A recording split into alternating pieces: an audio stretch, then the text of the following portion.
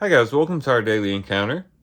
As we get further into 1 Kings, particularly in 1 Kings chapter 4, we find that Solomon's kingdom begins to grow and become all the more powerful, and his wealth begins to increase in this chapter. And this all falls back to what happens in chapter 3, where we find that King Solomon had his priorities in line. We find there in verse 3, now Solomon loved the Lord, walking in the statutes of his father David. And then we find later that the Lord comes to him and asks him, ask for anything and I'll give it to you. And he says, I want wisdom. He didn't ask for long life. He didn't ask for wealth. He didn't ask for the death of his enemies. He just wanted to have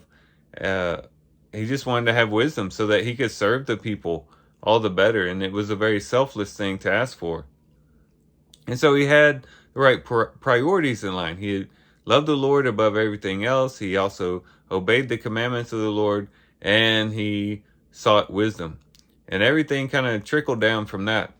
And I think this is a good lesson for us, because sometimes it's easy for us to get our priorities out of whack. We think that, well, I want to have this, and our priorities are based on our desires. Well, I want this, and so I'm going to go and chase after that. And I want this other thing, and I'm going to go out and chase after that. And we begin to just chase our desires, and we're really driven by our desires. When really what we should do is back up a little bit and say, you know what? My desires might be better realized if at first I have my priorities in line. If first I'm loving God above everything else.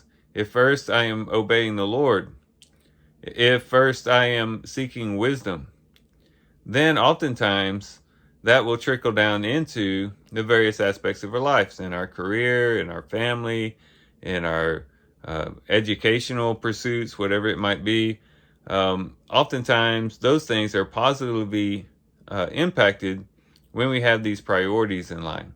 And so we should take Solomon's example here and say, you know what? Before I go chasing after all these other things, first I'm going to be a man or a woman who loves the Lord, who obeys the Lord, who seeks after wisdom, and then let the cards fall as they may after that. But those are the most important things in my life. Those are the things I'm going to prioritize and put at the top of the list. And so let's be encouraged by Solomon's example here and follow his example in prioritizing our life in this same way. Loving God, obeying God, and walking in wisdom. So these are some things we can think about and reflect on as we do our reading today. With that, guys, I do thank you for watching the video today. Hope you guys have a great day. Love you guys. God bless.